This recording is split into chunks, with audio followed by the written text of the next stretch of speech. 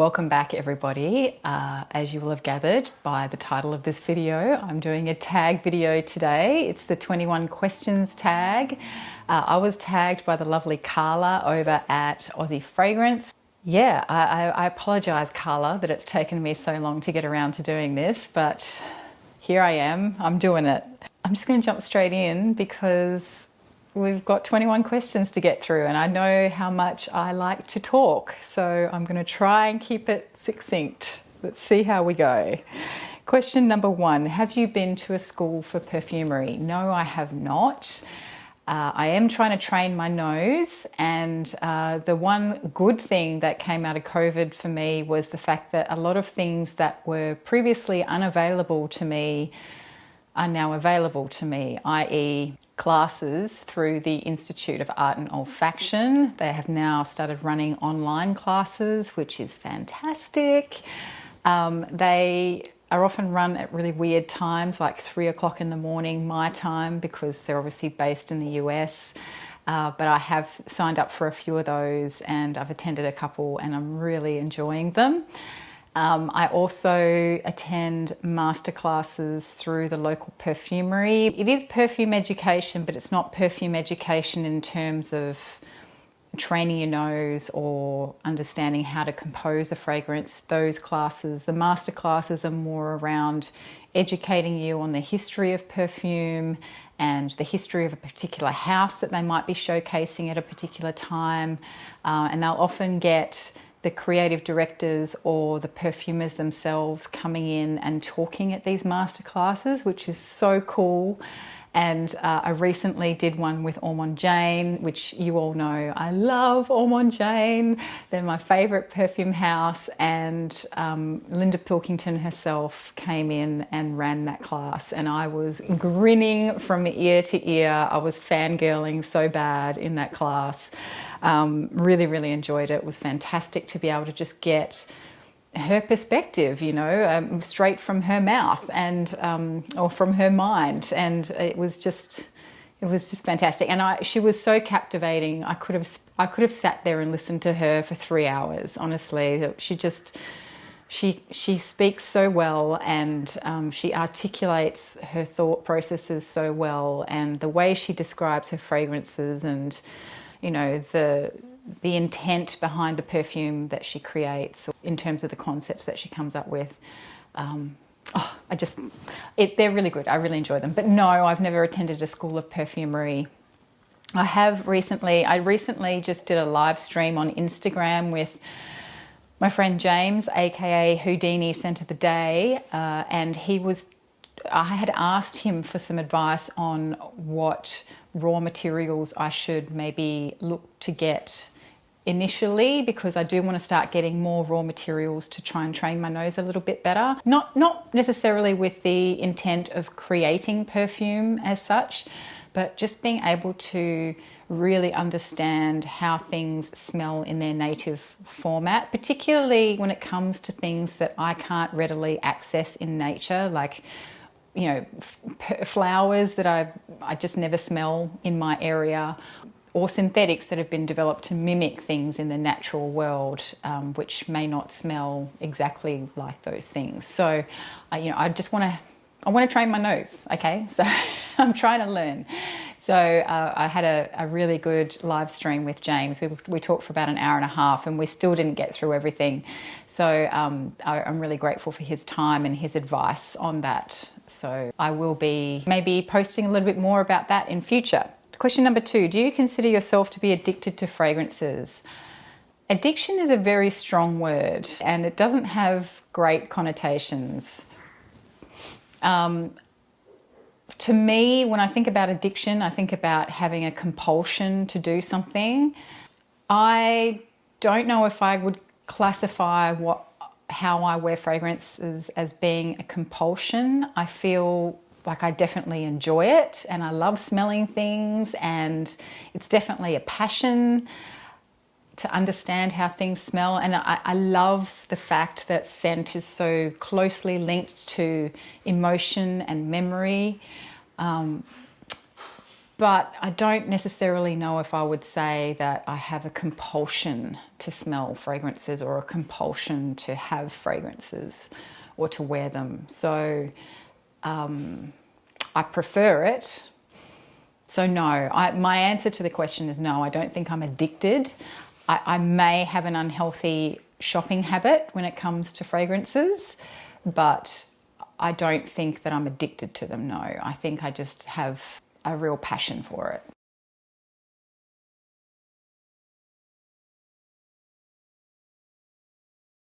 Question number 3, what is your first memory of wearing fragrance?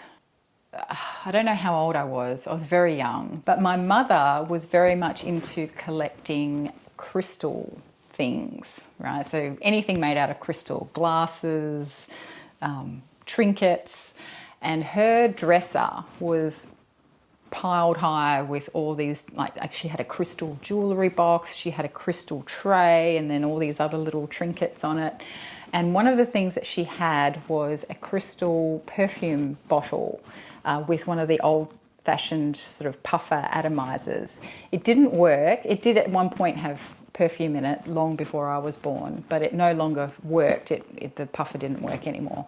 And there was this tiny, tiny, tiny little bit of perfume that had dried up, and it was in the base of the bottle. You could see it, but it didn't. It just, it wasn't, you couldn't spray it because it had dried up. But you could kind of still smell it. I don't know what the perfume was, but you could kind of still smell it, and it smelled amazing.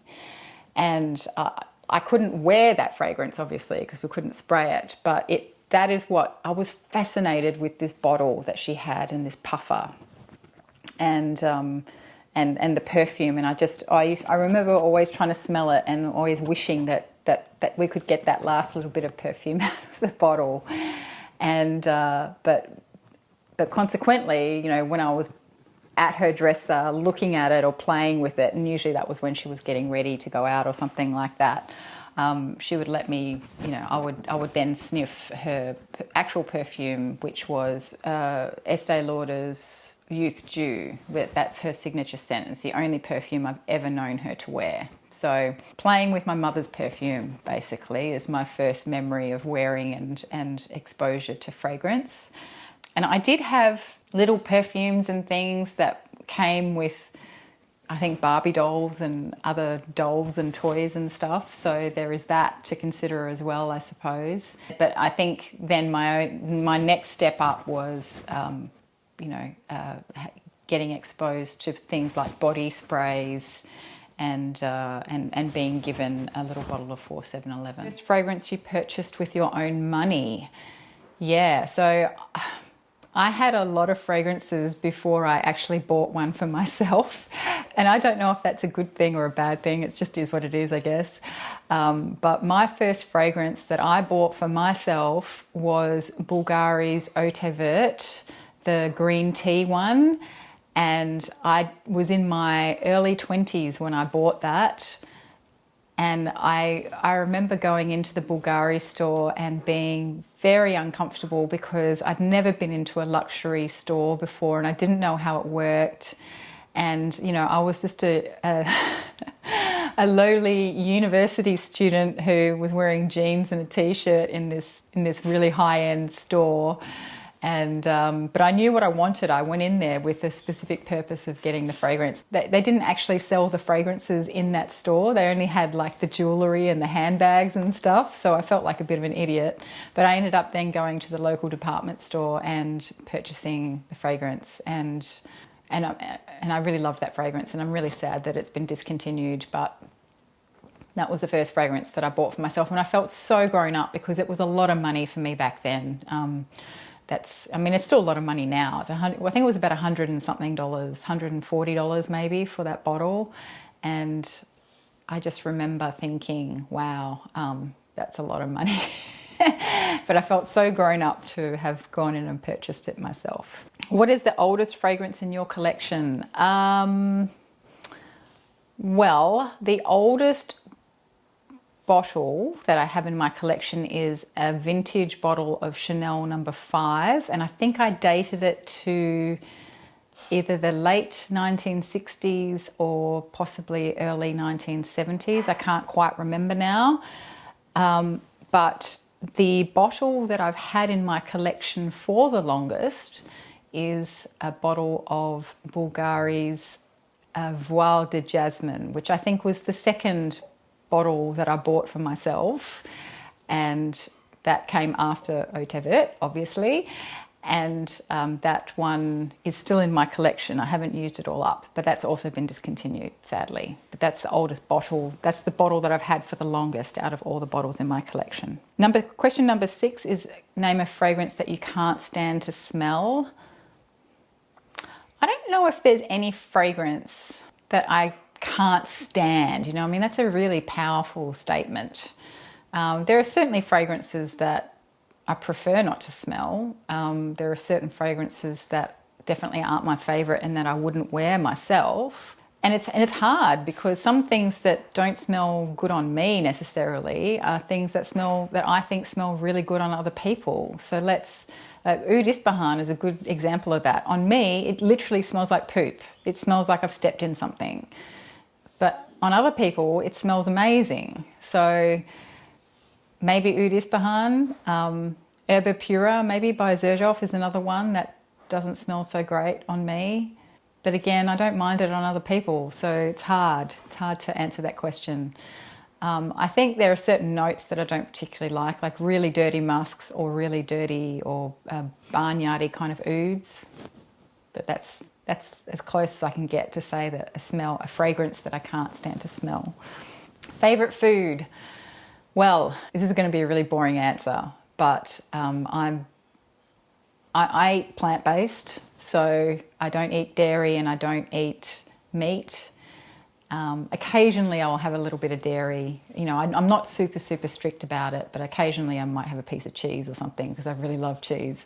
Only once in a blue moon, because the thing with me is that it's easier not to have those things than to have them and try and limit myself. I'm not very good at that. I have no self-control. So I'm rambling. I would say my favorite food is potatoes. I really love potatoes. I can eat them in so many different ways and they taste so good and they're so comforting and I always feel full after. So yeah, potatoes. I also really love mangoes, and I really love food in its most simple form, you know, in the way it comes in nature. So I don't really like hugely processed things. So yeah, mangoes and potatoes. Yeah. Flat battery. Do you prefer sweet, salty, mild, or spicy? I think I used to have a really sweet tooth, and if you'd asked me this question a few years ago, I probably would have answered sweet. But I think now my tastes definitely lean more towards savoury and spicy, because I do like to, even though I like foods to be very close to their natural form, I do like to spice them up with different spices. So definitely salty and spicy for me, I think. What is the last fragrance that you purchased? Yes, I can answer this question. The last fragrance I purchased was Embers by Tion Reintal. I just got this a couple of weeks ago. I purchased this because I believe this is the last batch of this fragrance that she will release, and it has an overdose of Mysore sandalwood in it. So I couldn't pass it up, and it's amazing. I haven't talked about it yet because I haven't worn it enough yet, I feel, to really talk about it in detail, but suffice to say I really love it, and I will be talking about it in future. Number 10, what is a fragrance that you've been thinking of buying for some time and just never got around to it?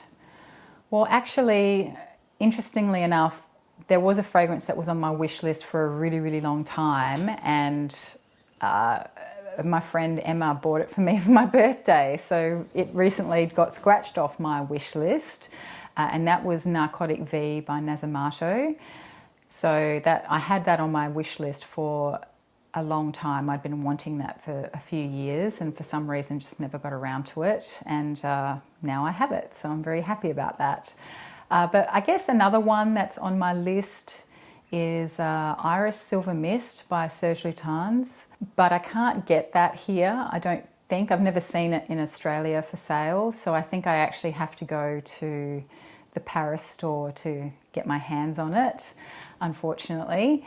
But so I won't be getting it anytime soon, but someone here in Australia who has it very graciously sent me a little decant of it not too long ago. So I do actually have it, and I'm very grateful for that. But I would like to get a bottle of that. That is something that's been on my list for a while now. Do I have a dream fragrance but think it's too expensive? I think the closest thing, and it's not really a dream fragrance because I've never even smelled it, so I don't know if I want it or not.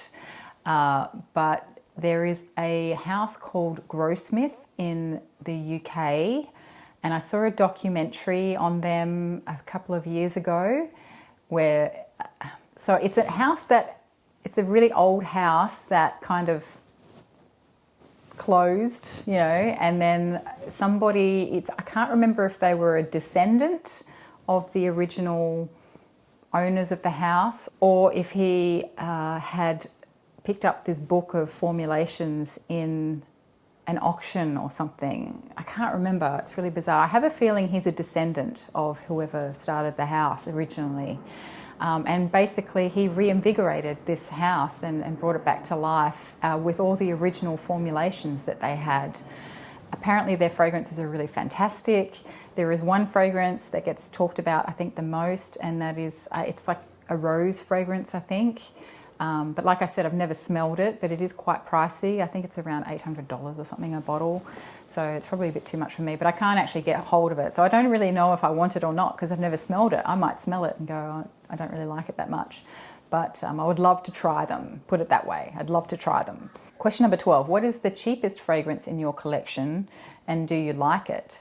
The cheapest fragrance in my collection is 4711 cologne, the original cologne.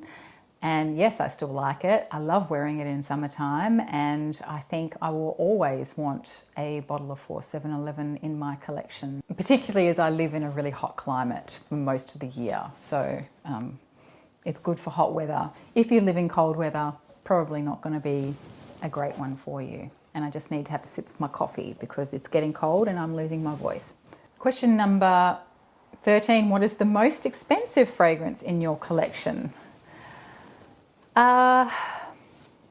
Well, again, I can answer this two ways. There is the most expensive fragrance by price per mil. I do have a fragrance in my collection that I bought a second-hand bottle of, and it's not a full bottle, and it was definitely the most expensive when I work it out on price per mil of perfume. The fragrance is Diaghilev by Roger Dove, and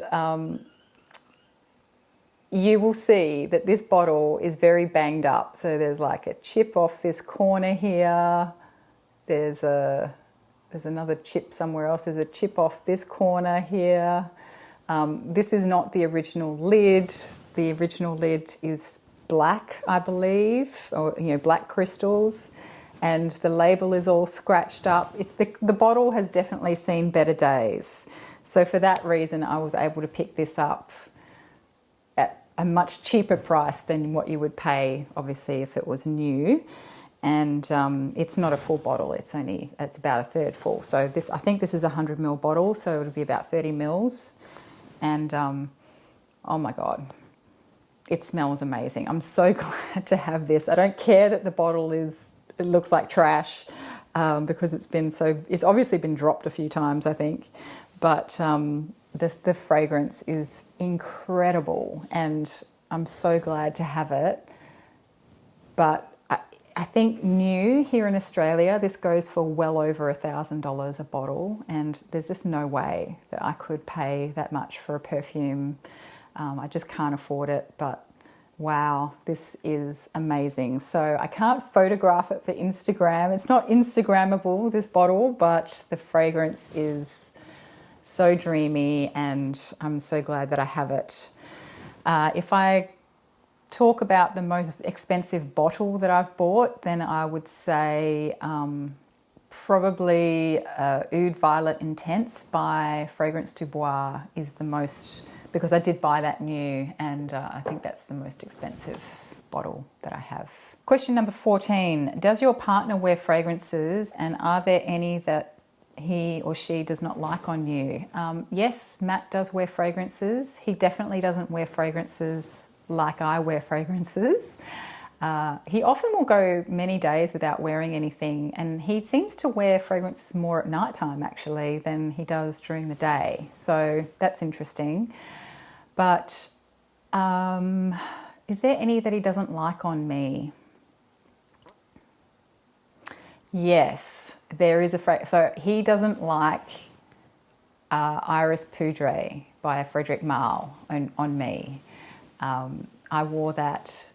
I have a decant of that, and I wore it actually the other night, and I was hopping into bed, and you know, we were reading our books and whatnot, and he didn't say anything to me then at that time, but then the cat usually will come up and have a cuddle with us, you know, at night time when we're reading our books or if we're watching a movie or something like that.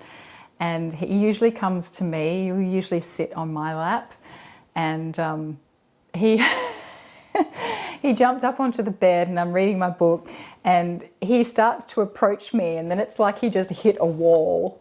He was about a meter away from me, and he kind of just hit a wall, and then he backed off, and then he jumped off the bed. And then Matt turned to me and said, "It's your perfume." He said, that is so strong and so overpowering.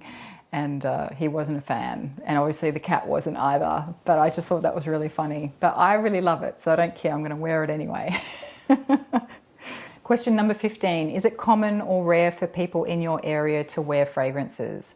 I think it's very common for people to wear fragrances where I live. I think most people have some kind of perfume or body mist or something. But I think it's less common that people will comment on other people's fragrances per se. So yeah, I think it's common, definitely. Question number 16, do you prefer coffee or tea? That's a bit of a random one.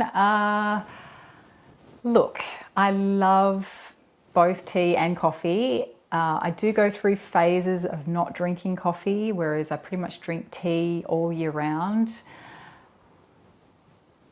But my heart tells me that I'm more of a coffee person, so I'm just going to say coffee. Question number 17, do you wear fragrances marketed to the opposite gender? Yes, I do. And I think I used to wear fragrances marketed to men more often than I do now, but I think that most of my collection these days is really quite unisex. I mean, they're fragrances that aren't marketed to any gender. But for the most part, I think my fragrance collection is marketed as unisex. I do have still probably more female marketed fragrances than male marketed fragrances in my collection, but I do wear men's marketed fragrances. That was such a long answer to that question. I don't know why I have to make things so complicated. Question number 18. When traveling, do you take full bottles or decants? I usually take both. So there's usually one bottle that I'll be really into at any given time, and I'll take that. Or depending on what the trip is too, because if it's a work trip, I might be more inclined to take a Chanel number 5, Ormonde Woman or something like that. Plus a few decants for wearing, on days when I feel like I want to wear something different. But yeah, generally I have one bottle and then I have a few decants with me. I'm very indecisive, so I usually can't, I can't get on a plane or go somewhere with just one fragrance. I really need to have, for my own comfort, a selection, because I wear fragrance based on mood. But if it is a work trip, then I'm typically going to wear pretty much the same fragrance every day on a work trip. But then I want options for, if we're going out for dinner or something like that, to be able to wear other things. Question 19, do you typically receive compliments on fragrances? I think I answered this earlier. No, I don't. I think in my whole life, I think I've been complimented on my fragrance twice. One fairly recently actually, and another one a few years ago. I don't count, you know, when it's somebody that I know who knows that I'm really into perfume. I count compliments, like true compliments, as when somebody I don't know comments on my fragrance, and usually it needs to be accompanied with, I really like that, you know, what is it and can I get it? So that's happened to me only twice. So no, don't normally get complimented on my fragrances. Question number 20, do you wear fragrances when you're home alone? Hell yeah, that's when I wear the most fragrances. When I'm going out, I'm very conscious of not wanting to offend other people, or, you know, spark somebody's allergy or give somebody a migraine or something. I'd hate it if that happened. I'd feel so bad. So I usually tend to wear fragrances, like I don't overspray, and I tend to wear less strong fragrances when I'm going out and being around other people. But when I'm at home, I can go ham on whatever it is that I want to try. And so I often have, you know, my whatever I'm wearing that day. Plus I'll be sampling things all up and down my arms, and I'll have a candle burning. I go crazy. So yes, I wear fragrances at home. Question number 21, last question. Do you wear fragrances for yourself or to receive compliments? Well, I think I've kind of already answered that, but I wear them for myself mostly.